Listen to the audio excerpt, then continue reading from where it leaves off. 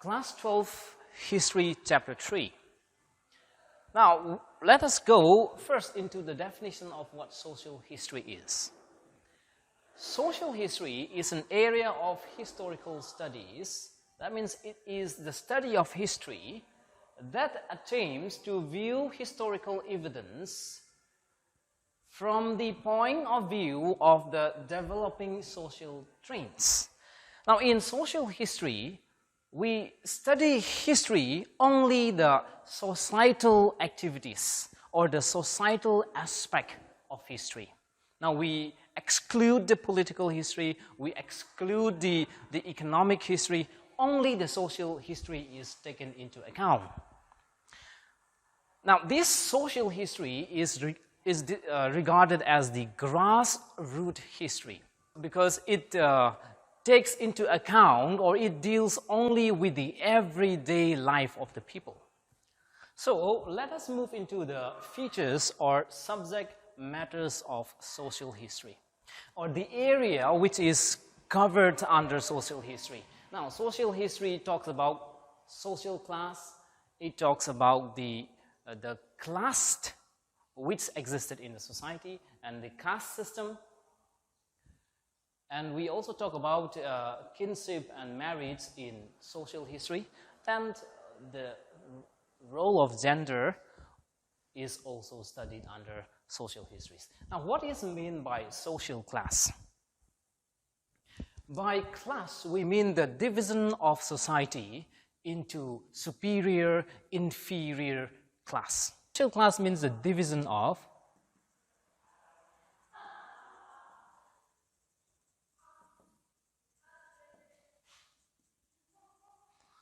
like upper class,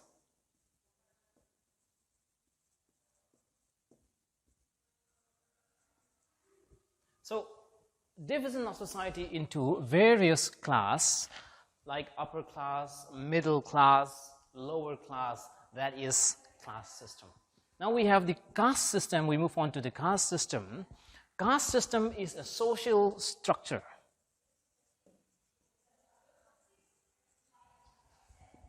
A social structure which is determined by birth, profession, or hereditary. The Indian society is divided into caste system. And by caste system, we mean the social structures which is determined by birth, by professions, or by hereditary. In case of India, we have the caste system like number one, the Varna system, which is the Brahmanas, the Kshatriyas, the Vaishyas and Sudras. These are the aspect of caste system in India. Then kinship and marriage. By kinship, we means the bond of relationship or the bonds of blood or marriage which binds the people together in a group. That is kinship. The bond of blood or marriage which binds the people together in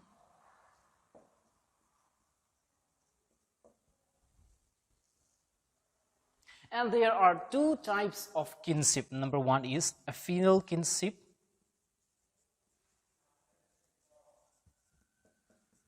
It is the bond of blood. The bond of blood means the relationship which is brought by blood, through blood. Consanguineous kinship, which means the bond of marriage. The relationship which is brought by matrimonial alliance or by marriage, it is known as consanguineous kinship. The fourth point, when we say gender, it means how or the status of women, how women are treated. Generally, in ancient India, women are often discriminated and they are not allowed to inherit the father's property, the property of the parents. But let us see from the beginning, which means in the ancient period, including the Vedic period and the early dynasties of India, how women are treated. Now, women are, in fact, respected. And matrimony or marriage is a sacred ceremony in the ancient time. And they have the freedom to choose their partners. And during those times, polygamy was very rare, it says. And widows were given the permission to remarry, and child marriage was very rare. Female infanticide was quite uncommon. So women were regarded, and they enjoy an honorable position in the society in the ancient period. But in due course of time, the condition of women or the positions of women began to deteriorate or degenerate because of evil practice.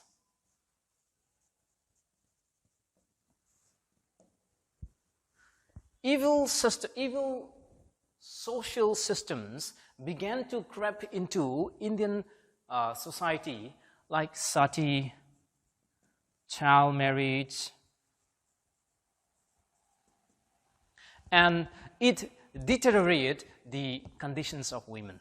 Now, in the later period of Indian history, we could see that many social events like sati, child marriage, polygamy, female infanticides, prohibitions of widow remarriage, all these evil system creeps into Indian society and conditions of women are degenerated. Now, women are not given the rights to hold the property of their parents. So, women are looked upon as a source of misery, and they are allowed only to rear children, prepare foods, and remain obedient to their husbands. So, this is the conditions of women.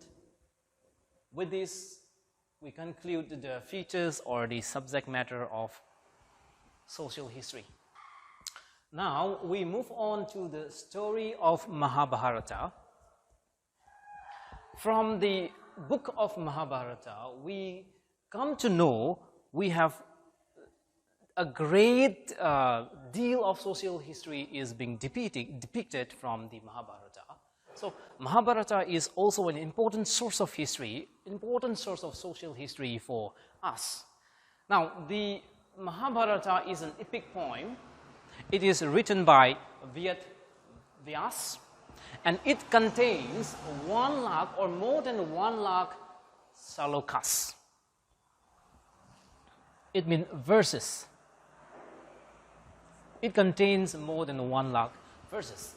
Now, important aspect of Mahabharata in our chapter is, we have in Mahabharata, the writer narrates the war which takes place between two cousins. The one cousin led under Kauravas and the other under Pandavas. And they fought a war in Kurukshetra war. That is one aspect of Mahabharata. The second aspect of Mahabharata is it contains philosophical thoughts and ethics. For example, we have the Bhagavad Gita, which is in the Mahabharata, which is a Hindu book, Hindu worship book. And in this Bhagavad Gita, it teaches the doctrine of Niskama Karma. Means Niskama Karma means work done without seeking any rewards. So the Hindu belief in sacrifice, in service, work done without seeking any rewards. So this is one of the great aspects of Bhagavad Gita. So now let us see some of the important terms which we will come across. The first one is Gotra. Gotra means lineage or clans, or the descent of the clans. Now, all belonging to the same Gotra were regarded as descendants. And there are two aspects of Gotra. Women were expected to give up their father's Gotra and adopt their husband Gotra after marriage. The second point is, same member of the same Gotra could not get married. The same member Gotra clans cannot get married. Varna means type or color or class. So it is a term used to describe the social class division made in the ancient Vedic period. Now, there are 4 types of Varna: Brahmanas, Kshatriyas, Vaishyas, Sudras. The Brahmanas are religious people, the priests, the scholars. Then we have the Kshatriyas, the warriors, the kings, the defender of the states, they are the Kshatriyas. The Vaishyas, they are the professionals. And the Sudras, they are the laborers. So these are the 4 Varnas that existed in Indian society, which is mentioned in Mahabharata. Now we move on to Jati. Now, Jati is a group of clans or tribes. It is determined by birth.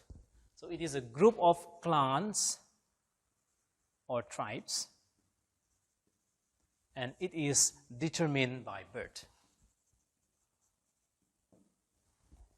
The Mahabharata clearly states that those people who are not in the Varna systems, those people who are not Brahmanas, who are not Vaishyas, Kshatriyas, and Sudras, they are known as untouchable. Those people who are outside the Varna system, they are known as untouchable. They are also regarded as Chandalas. They are not allowed to live inside the city. They dwell outside the city. They are mostly scavengers, murderers, butchers, and they were not allowed to enter the village. These are the untouchable. So now let us see the controversies regarding the date and the authenticity of Mahabharata. Now, it is very confusing whether the Mahabharata is a fiction or whether it is a real. Now, the view of the scholars are contradictory, but it is said that the Mahabharata is not a fiction, the work of fiction. It is an incident that truly happens. Now, it is a work, it is not a fiction work written by Ved Vyasa, because the detailed description in this Mahabharata, the war, the names of the kings, the name of places, these are written in details, and this detailing clearly states, or this detailing of various facts clearly says that this is not a work of fiction. It is a real or a true an incident that truly happened. The second point is Aryabhata. He was a great astronomer, and based on the calculations of stars and moons positions, he mentioned the approximate date of this Mahabharata as 3100 BC. Now, let us see into Dr. Prasad Gokhale's view on the support of Mahabharata as not a myth but a reality. So, Dr. Prasad Gokhale states that the Mahabharata is not a myth but it is a reality. Now, some of the points that he supports. The first point is he says that the Mahabharata is an epic of itihas. And itihas means that occurred, or a thing which actually happened or occurred. It is a work of itihas. That's what he said. The second point is, it is recorded in some books like Adhyapariya, Adhyaya, etc. These events which happens is recorded or is being recorded in these such books. The third point is the Mahabharata is written in a poetic nature. The form of poetry is, the style of writing is very poetic. And the poeticality of this Mahabharata could not be judged.